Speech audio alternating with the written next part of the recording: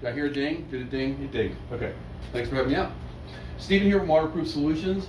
We're in a stone foundation that's had some drylock put on it to block some of the weeping, and as though we're sold those ideas, it's not the best. So what I talked about is taking a shop vac, a light brush if you want to get the loose stuff off, and if you want to color it back, get you some paint and whitewash it down, run it, make it real runny. That way you can pretty up the rock if you like to. So to put a system in, you have kind of a makeshift footing that's been put in here. I believe that was to help with some possible bad integrity of some stone. Whatever it is, it's all fixable. If it feels like the right thing to do to come out, and what I mean by feels like is we're going to have to see why that's there. And if there's a reason it's there and it's functioning, then we can put the system in front of it.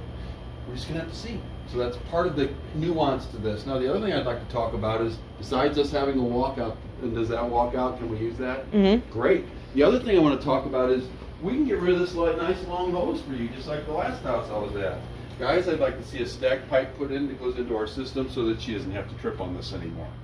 So, having said that, we can put cove plate in. And a cove plate is something that will allow the water to get caught from the walls and go into the drainage system, because the reality of it is it's probably going to happen here and there, and you're not going to have.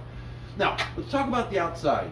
You've got good gutters, get them away, that's paramount. The next thing, when that sidewalk gets put in, you don't have that far of a dig. So if you would like a number for a dig and seal on this wall, it's available to you. I don't know that I'd do it or not, and I'm in the business, but you have to ask yourself, you're being a good steward of the house. Is this on your watch or is it not? That's kind of what I think about how I handle a house.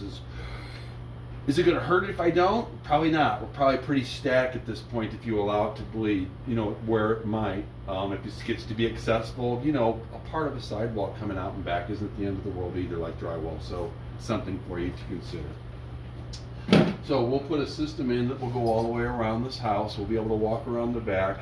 I think we should try and discharge to the rear. I noticed that we have a garage in the back. I've already walked the outside because I'm nosy. So what I want to do, would it be best if our pump was over here? Have you thought about this at all yet? I think it would make sense. There's a drain right outside the door. Well, we can't go to it. Okay. That would overflood it. So we're going to take it to the property and put it in the ground. Okay. So we're going to talk about putting it over here. We're going to have to work around these, but you'll just need, everything else just need to be moved out and away from the wall for us. But nice and wide open. Now there's a footing that goes in between the house and the porch, so we would kind of leave the porch as a separate deal. Hopefully it would become a nuisance, but if it is, we can deal with it isolatedly. So, thank you for the opportunity, and we'll get you a bid. All right.